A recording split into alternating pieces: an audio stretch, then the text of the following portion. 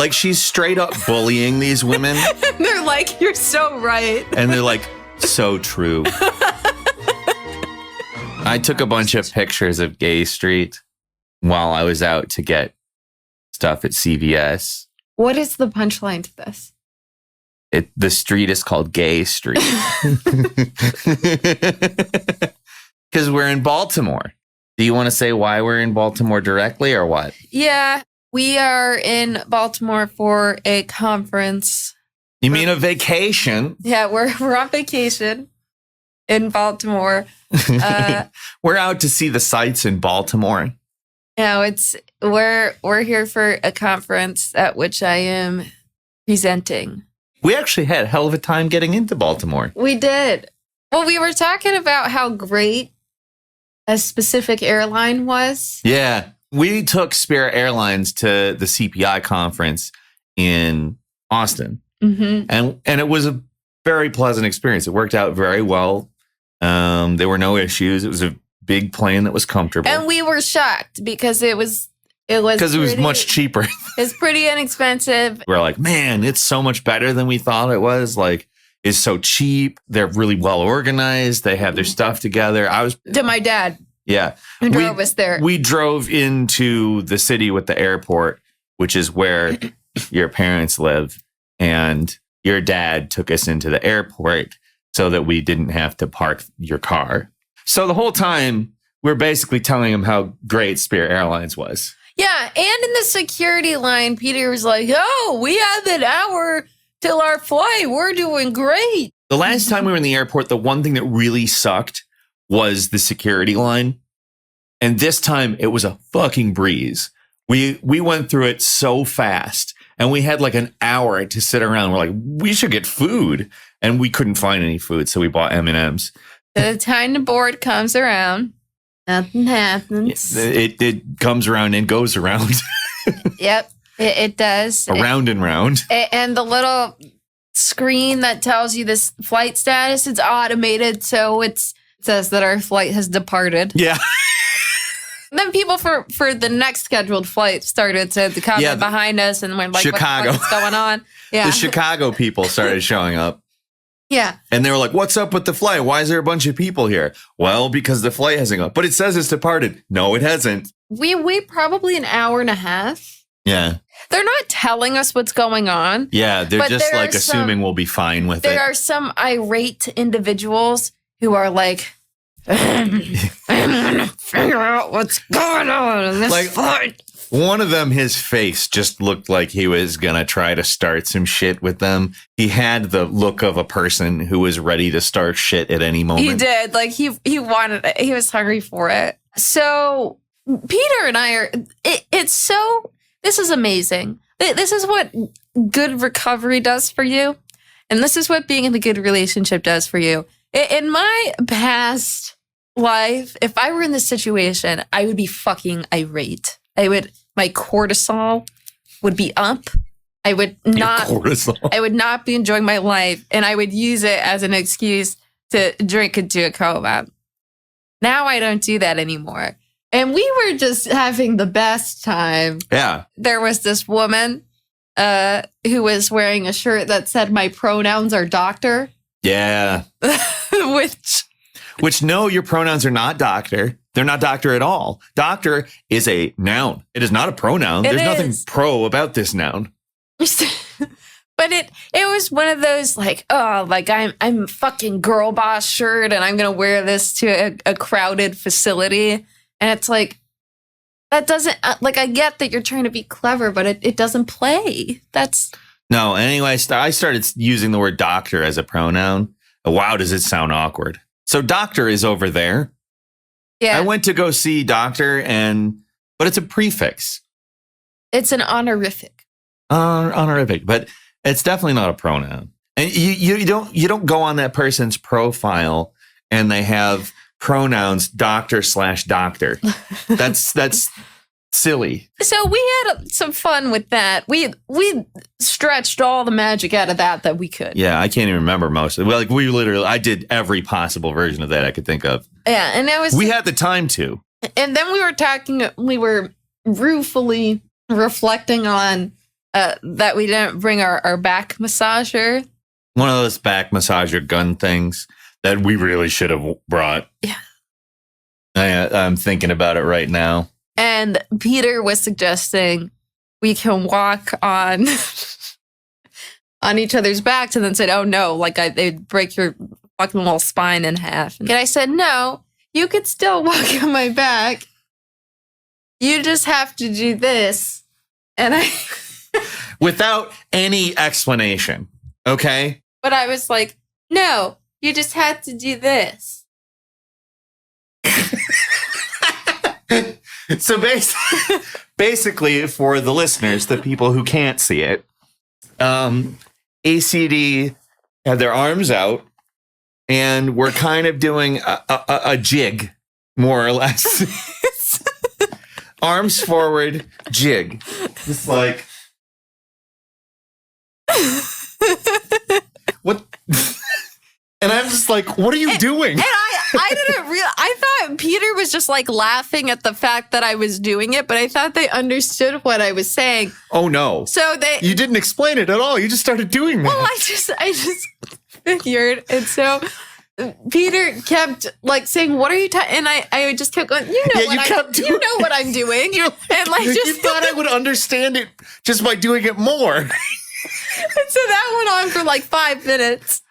And then I realized that they didn't get it. And what I was trying to explain, when Peter finally just said, "Do it without miming it." Yeah. Say it without miming. Yeah. And I was trying to say that they could still walk on my back, but they just need to put most of their weight into the wall. But you look like a little grandma doing a dance at the bingo hall. Well, yeah, that was another thing. I was wearing a shirt. Well, if it's my shirt. Follow Peter on Twitter, they recently hit the jackpot of shirts, and it's a very nice floral print that says "Grandma" in cursive on it. Mm-hmm. And I was wearing it at the airport. And Peter, when I said, "Do you think anybody would actually think I'm a grandma?" their first answer was, "No, of course not. You're too young and hot." And then later, even though they had the option to not do this, they said, I think some people might think that. It's because you're walking around with me. I have gray hair, and most of your face is covered with a mask because you're in an airport. They said, most of my face is covered in a mask. I said, "Peter, you think I have fucking crow's feet? Are you telling me that I have crow's feet? Well, you have glasses. And forehead wrinkles?" No. But anyway, we're in Baltimore. Peter hate crimed me, and now we're in Baltimore. For a conference. Oh, and it's related. It is related. It's related to the topic. So everybody needs to tighten their buttholes. It is time for Packed. I'm the P, Peter Coffin. The lovely Ms. Astronaut Cowboy Doctor here is the ACD. Together, we are Packed. Don't miss an episode. Like, comment, subscribe. Leave us a glowing review here on YouTube, Spotify, Apple Podcasts, or whatever weird thing you use to listen to or watch podcasts. We are a 5-star podcast. I don't want people to get mad at me for shouting in the hotel room, so I'm a 5-star man. Join our Discord. We hang out there all the time. We chat. We do some other fun stuff you can access by becoming a patron, like movie night, reading group, stuff that we neglect horrifically. Full disclosure. You've been busy as shit. Yeah, I'm a doctoral student in my 4th year. It's April, so this is like the fucking time. But you also get to see some content before everyone else. So help us keep the lights on by becoming a patron at patreon.com/packedpod. We've got fantastic Packed merch. We've actually got some to show off today. Ooh. First, the official Packed shirt available. They've got that new vinegar smell. They really do, don't shirts. they? Wowee. That's strong. But on the back, it's got our URL in a cool... It looks like a label maker. It says packedpod.com. There's that one. There's this fantastic... This is the coolest shirt, in my opinion. I don't think any person is going to purchase that. But if you do, I appreciate it. This is ACD looking badass in a comfy, which is kind of like a Snuggie but there's no legs. It's like a gigantic hoodie, and it's a shirt with that on it. And it says King with an X instead of an I. We've referenced that photo multiple times. Yeah, we have the 3 arrows one. Yes, this is the one that I wore at the conference, which was the last episode. You can purchase these at merch.tactpod.com. But anyway, I think that our shirts are good. I like our shirt designs. There will be more coming as time passes. With this conference, it turns out that I am a vaccine refugee. See, I don't have the booster. Peter doesn't have the booster. We didn't realize that was needed for the conference.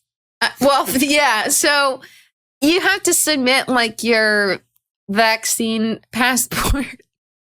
Peter's a vaccine refugee. So we're in line for this fucking conference, and I'm going in to get my approval off of their fucking thing, and it says rejected. I'm like, what the fuck? Yeah. And then it says for the following reason, and it's like no booster shot. And so we're trying to get Peter to get a booster. But anyway, so they shove crab in our faces. Yeah, they're really. I realize I can't walk in, and they start shoving crab in our faces. Yeah, they're really adamant about serving crab cakes, and so Peter I'm taking the crab cakes and loved it. And then, like with every few steps, there would be like a new server who's like crab cake, and they're just like shoving it in your pie hole. So I took them. And that's what Peter's gotten out of the conference so far. Crab cakes. That's it. But hopefully, and I really want to be there when you present your poster, though. Yeah. Like I have 2 agendas there. A, I want to support you. The B plot is I want pictures of all these horrible woke posters. Well, it's not all a conference like that, but there's a segment of the conference that is like that. Well, I mean, they wouldn't let me in because I didn't have the booster. Okay, so let's talk about hypocrisy and academia, which here is a lead-in to the topic today. As many of you may know, I am an academic who is very much embedded within the neoliberal market dynamics that are diversity, equity, and inclusion initiatives, especially in my field, because I'm a health provider and my research is specifically designed to optimize health outcomes for marginalized population. So I'm especially embedded within this like synthetic, superficial understanding of how these health inequities emerge without a material analysis of class, which is absolutely insufferable. They do a lot of performative race stuff. They do a lot of performative sexual and gender minority stuff. They do a lot of performative COVID stuff. We say systemic a lot. They say it a lot, but it's just about interacting with people. So you interpersonally, individually. Yeah, and powerful people and how they interact interpersonally. And that, of course, means systemic. But anyways, they have lanyards for the conference that you choose that are color-coded based off of your comfort level with COVID. Green, for example, is you're comfortable with hugs and high fives. Not a pussy. Yellow is I'm comfortable talking. Kind of a pussy. Red is I'm keeping my distance at this conference. Huge pussy. So that's fine, I guess. It is kind of silly, I think. Well, like, you don't really need to have like a visual cue for that. If somebody is like, hey, it's great to see you. Well, yeah, it's the passive aggressive affect that is academia. It's so there can be no confrontation with, like, in their minds, anti-confrontation has gotten so far that like that is something to be passive aggressive about. That is something to redirect around any possible confrontation. In the field that I am in, on paper, we acknowledge substance use disorder to be a disability in that mental and psychiatric and emotional irregularities, being neuroatypical, whatever, being neurodivergent. On paper, we really care a lot about those things. It's also considered an illness, like an actual straight up. Well, yeah, illness. it's a fucking disease. It's been considered a disease since 1939. But despite doing these DEI things, and this is so characteristic of academia everywhere, everything is centered around alcohol. They had like a meet and greet thing, and you get a free drink ticket, and everybody like drinks and hangs out and whatever. I'm a recovering alcoholic, almost a year of sobriety. Congrats. Thank you. It's not like I think that everybody should stop like drinking or talking about drinking or having drinks in the area. Right. I don't think that that's a problem. But if they're going to do the DEI shit, the hypocrisy that's there is unbelievable.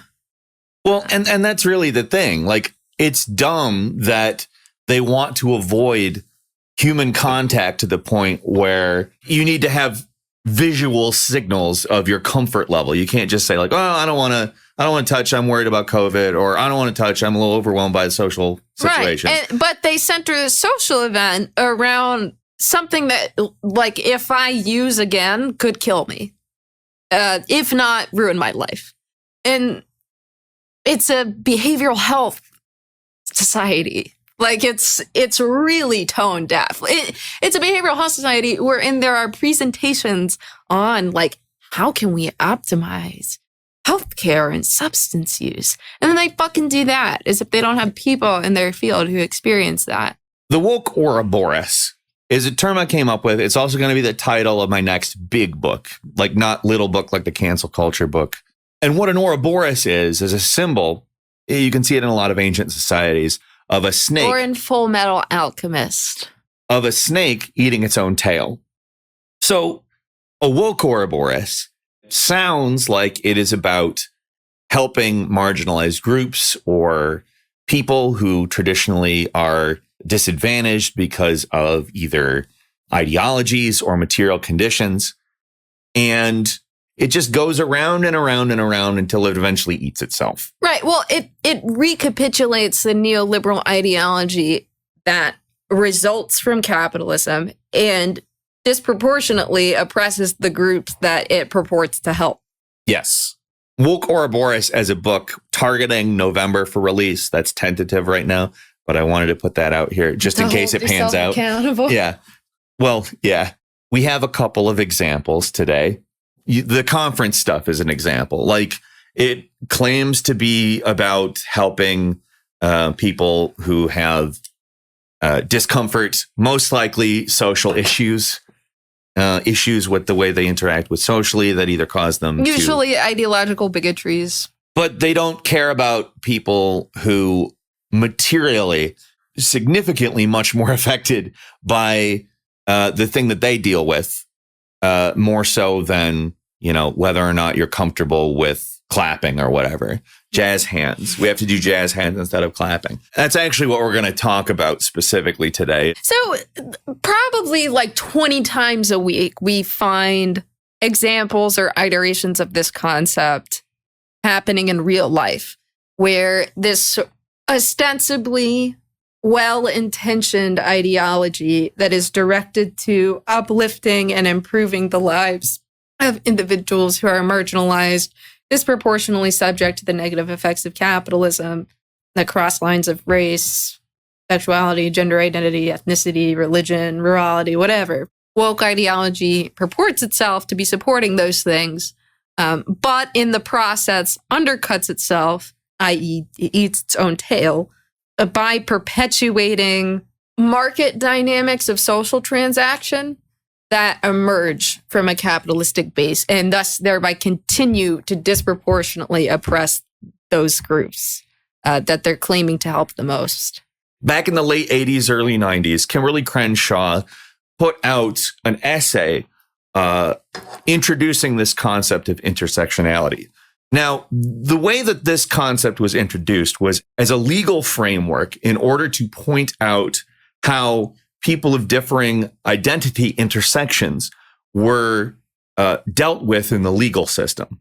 To be fair, the concept was first brought to light by Sojourner Truth, who is an indigenous Black woman in the 19th century, who was rightfully bringing attention to the fact that she did not receive the chivalry that other women received who were also being oppressed because they were women, but that other women received because she was not white in the feminist struggle.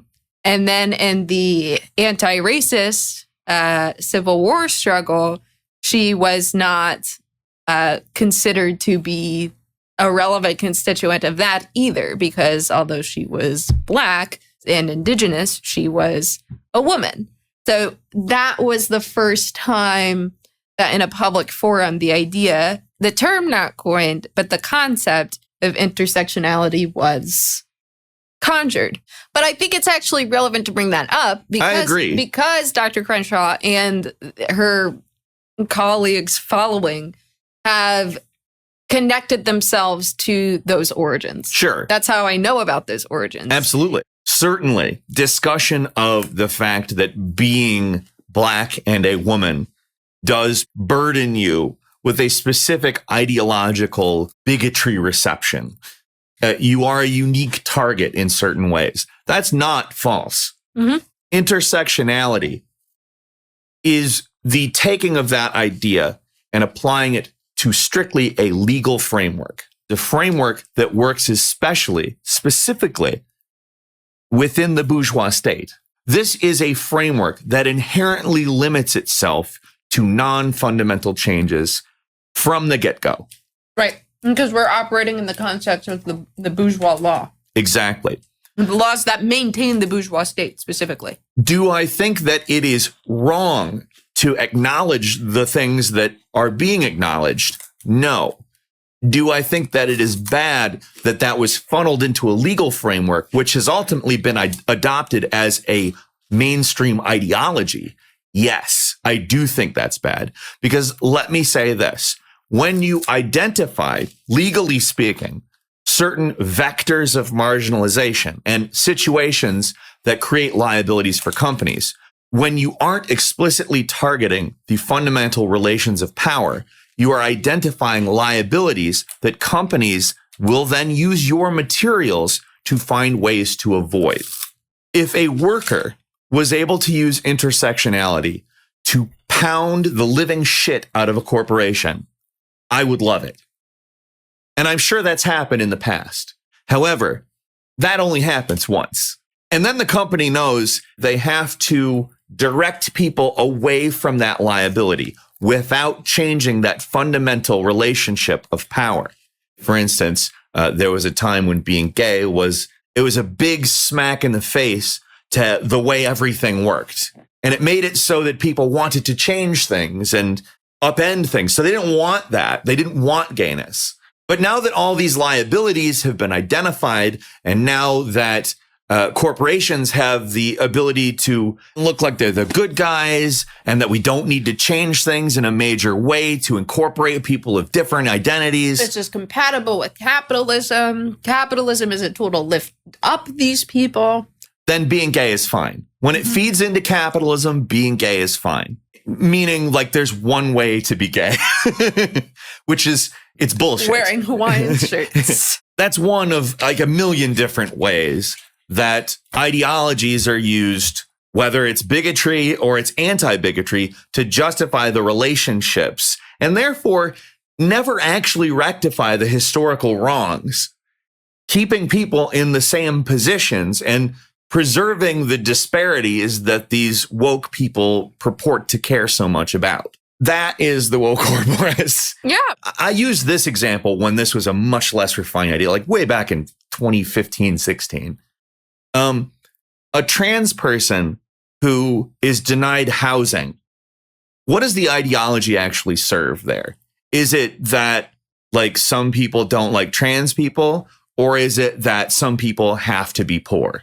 The bottom part, the base, is that some people have to be poor. Right. The don't like trans people thing, that's a thing that makes the base part okay. Oh, this group of people doesn't like this group of people. So when the second group of people is poor, they have a big group of reasons why they think they're poor. Right. It's justifying ideology. So human resources is something that is not here to help you. It is one of the conduits of the Woke Ouroboros. I'm going to read a tweet to you from a woman named Nancy. Today's microaggression, my white, spelled Y-T, manager attempts to get to know me and asks me, so what do you do for fun besides change your hair every week?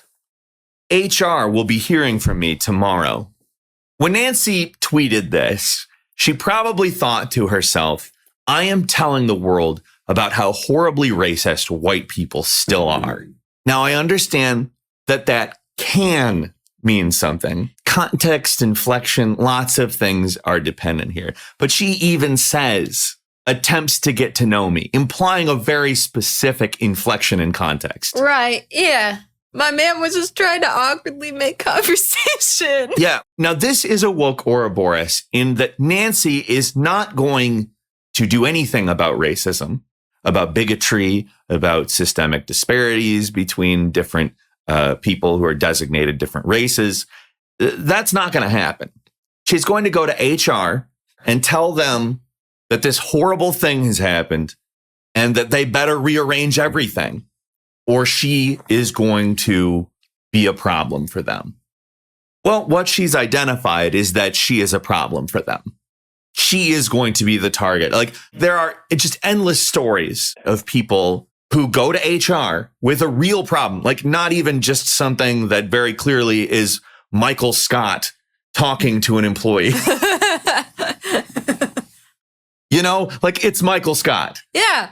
If the context is this person is trying to get to know you, this person noticed that their hair changes a lot and said that. Probably doesn't even know that that's like a racialized observation. Most people don't.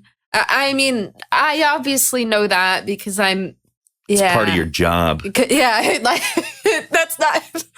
That makes my job sound easy. No, that's the thing you have to do on your unpaid labor. Yeah, I was going to say, that's something that they make you do. I've watched that microaggressions are mosquito bites video like 70 fucking times. You've been coerced to watch it. But what's fundamentally going on here is that this, intersectional awareness of microaggressions, for example, in this case of how being a Black woman coalesces into this horrific hair comment made by a coworker. You know what? It's definitely based in reality too, because there's no way this person just straight up said that to somebody who doesn't change their hair all the time. Yeah. Okay. But anyway, what's happening is that is being used to make a worker side against, again, Michael Scott. Well, everybody. To further wedge the divide between those quantitative divides in the working class, both socioeconomic status based and also from a racialized perspective, to side with HR, who's basically like, how the police force is intended to maintain their special bodies of armed men to maintain the ideology of the state. That's what HR is for corporations. Well, they're literally there to protect the corporation. To protect the corporation, exactly. So they're having this marginalized worker. All workers are marginalized, but particularly marginalized worker, and that she's a Black woman, side with the bourgeoisie, side with the police of the corporation designed to protect it against somebody in her class.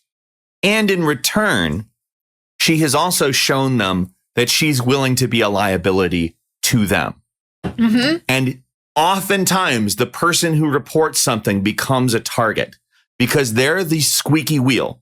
In a corporation, the squeaky wheel doesn't get the grease, it gets the axe. Yeah. Ooh. The company, if it is working on preserving itself, if it wants to avoid liabilities, they're going to want to get rid of her or marginalize her further. In a way that materially matters, not talking about her fucking hair. Yes. And they have an entire set of guidelines and principles as to how to do it with it not being provably about her race. That's intersectionality. Yeah. So, surprise, surprise, we have another thing that we found through Twitter to talk about. This is a video. I will describe it as working class women, likely professional managerial workers, a Black woman explaining to white women differences or disparities in how people presumably respond to white women's emotions compared to Black women's emotions, and suggesting that the solution to that is dismissing white women's emotions rather than acknowledging all people's emotions. The solution is white women should be dehumanized to the point where their emotions are recognized as always fabricated and not human experience. I'm unmoved by white tears. Most of us are unmoved by white tears because we don't actually think they're real. Okay, so that's what it starts off. That's coming in hot. Yeah, your emotional experiences are not human ones. It's a performance. It's a switch that you turn on because you know that we have been socialized to see you as more human and of more value. So whatever it is you think and whatever it is you feel, we are supposed to respond to it. Y'all don't respond to Black women crying the same way. Nobody does. Nobody does. The minute a white woman cries, the world has to stop. Oh my God, what's wrong with you, baby? Black women cry, we could be rolling around on the ground screaming. And you are moved because you've been socialized not to see us as human beings. Fuck. Can we just talk about how she's using the word performative as a criticism and is basically doing like slam poetry? Yeah. She's like, fuck. Yeah, like she is performing. She's performing and talking about emotion being performative to dehumanize the experiences of white women. If Black women were like in stores crying in the same way, like let's say a Karen, people don't like Karens. People don't like it when a white woman is in a store flipping out like a nut job, exactly how she describes how a Black person could be crying in public and would be ignored. Well, yeah, of course, racism is implicated in poor outcomes and ideological bias against Black women that continues to pervade our society. That does not mean that interpersonally most people would ignore somebody crying in a grocery store. No. So her solution to Black women being dehumanized is to dehumanize white women. Yeah. And their emotions. The response to disproportionate impacts of ideological bias and the racialization of class society disproportionately impacting women or Black women. The correct response to that is to dehumanize white people and the ideology does this, whether this lady thinks that it does or not, further divide the working class against one another to create an enemy in working class white people. Which, how fucking convenient is that? How great is that to do with so much working power and a united multiracial working class? How awesome is it to just drive a fucking knife right between that? So workers hate each other and never do anything. They're pointing at each other. They're not pointing up. The white people who have been trained with racist ideology make a big stink whenever they see anything like this. And then that just further exacerbates the argument more. Like if there's the racist ideology and the woke ideology, they're symbiotic. They aren't actually diametrically opposed. No, not at all. They have the same exact market dynamics that divide the working class. They work together to do that. They're the same ideology with different aesthetics. Sound familiar? And on top of that, you throw a little degrowth in there as well when you're like, we just got to bring everyone down. Yeah, bring everybody down. Bring everybody down emotionally. Why don't we bring everybody down economically, consumption-wise as well? Fuck. Also, can we just talk about how fucking funny it is? These white women listening. Yeah. And it's just she's arguing with them. And they're just like, yes. Yes. Yeah. Exactly. So true. Wow. They're holding space for her. Yeah, they are. They are. And she's yelling at them for not holding space. Yeah. Our tears don't matter to you, but a white woman, and y'all know that shit. That's why I'm not here for the fragility. You know that. Whoa, it's not a back. I thought I was in a chair. I forgot that I was on a stool. You went, whoa! But like, she is very obviously just straight up angry at them at this point. Like the way that she is acting angry at the people that she is talking to. And they're like, yep, that's true. Yeah. Mm-hmm. And so you very deliberately turn the shit on as a way to avoid accountability. Yep. Purposefully. That's not fragility. That's manipulation. That's strategic. That's diabolical. So when you cry, you're being strategic and diabolical. White women's emotions are strategic. When women are drinking themselves to death, wanting to kill themselves, that's all strategic. Mm-hmm.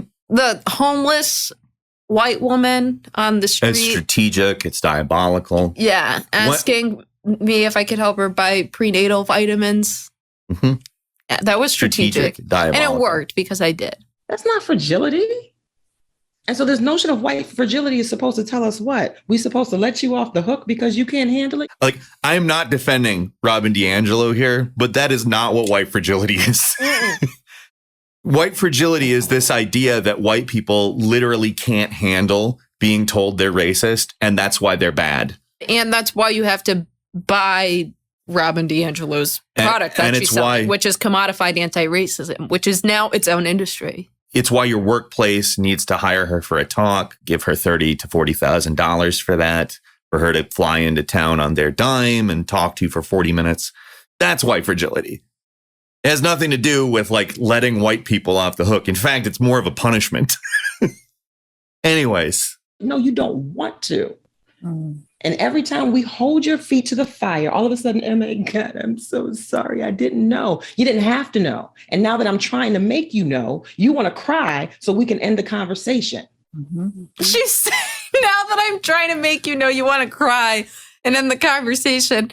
And the women there are going, yes. Like she's straight up bullying these women. And they're like, you're so right. And they're like, so true.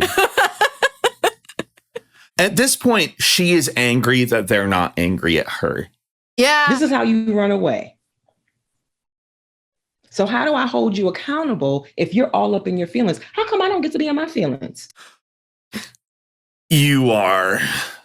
And they are not. Yeah. If you look at the screenshot. Yeah, look at this pause. Tell me who's up in their feelings in this frame. I'm going to go ahead and right now acknowledge her feelings because they're very clearly on display. I'm supposedly not capable of doing that. Yeah. It's a white assigned female at birth grandma. That's me, yes. Yes. I'm sitting here telling you about generations of your people. But it's psychotic at this point. She is smiling. She feels good about being angry at these two women who are not arguing back. The smiling is so gross. You think that I am not worth it. You think you. I hate it. You. Like it's when people fight like this in a real fight, it's disgusting. Yeah. But then, like, when it's somebody who is literally fighting against people who are doing everything they can to accommodate her. Yeah. And are literally agreeing with every word that she says. What the fuck does she want them to do? Is my question. It's so strange. Your ancestors killing mine. How come I don't get to turn tears on and move you? You're literally turning tears on and moving them. Yeah. She's literally going, sounds like I should be the one crying, no? Mm-hmm. Mm-hmm. You should be the one crying. I mean, yeah, we totally get if you were to cry here. You totally should cry. You should cry. We get it. Cry. In fact, we like it when Black people cry. Yeah, there's the woke Ouroboros. Yeah. Sounds feels like the fragility might be mine, but no, I got to be strong. Look at me. I got to sit here and this is the thing that really pisses me off. I got to sit here and take this shit from you. Yeah, right. This is what really pisses me off. The little dance when she's pissed off, like that's how you can tell that she loves this. Yeah. In your tears, you now expect me to hold your hand and rub your back and make you feel better because you're crying. Yep. Yeah. It's so weird. What she has done here, without realizing it, obviously, but she has played in to the noble savage stereotype entirely. Yeah. She has literally painted herself and Black people as noble because these white people, this civilization of horrible assholes who don't really feel anything. Yeah, it's the innate essentialist difference between races that she's implying that isn't real, which of course perpetuates racial ideology. Yeah. She is showing herself outside of this horrible white civilization. She's better. She knows how to feel. She knows how to be connected with humanity. She knows all of the noble savage shit. That is woke noble savage shit. That's what we're talking about when we talk about the woke Ouroboros. And she knows how to do it inherently. And white women don't. Yeah, she knows how to be emotional inherently. Because and they're essentially bad. There's something in our genome. And here's the thing. If you ask a person like this, do you mean like we have like essential like differences? They'll probably say no. But the problem is there isn't another way for there to be a fundamental difference. Woke Ouroboros is when wokeness does the exact opposite of what it says it does. What it purports to do. Yes. I think to summarize the woke Ouroboros as evidenced in these examples, it's designed, even if not known by individuals, but utilized by the ruling class to divide and conquer in a way such that we're attending our anger to the wrong targets. And it may not even be because they're intentionally doing that. Like, again, intersectionality, probably the intent of it was to create a way to hold companies liable. Right. When in reality, when you do that, it allows for reverse engineering. And the reverse engineering is, just to be clear, the main thing that happens because the ruling ideology ultimately asserts itself in any ideology that isn't about fundamentally changing the material base. Right. And none of this stuff is. None of this stuff is, and it keeps us in this perpetual masturbatory cycle where we have a group of people, a scapegoat, if you will, to blame things on that are workers. Exactly. The bourgeoisie, which is very convenient. And that's it for Pact. Thanks again for watching or listening. I'm Peter. This is Miss Astronaut Cowboy Doctor. To help us out, click like, follow, subscribe, join our Discord, leave us 5-star reviews on Apple Podcasts and Spotify. To support us, become a patron at patreon.com/PactPod. That's PACDPOD. Thanks so much. Come back next week.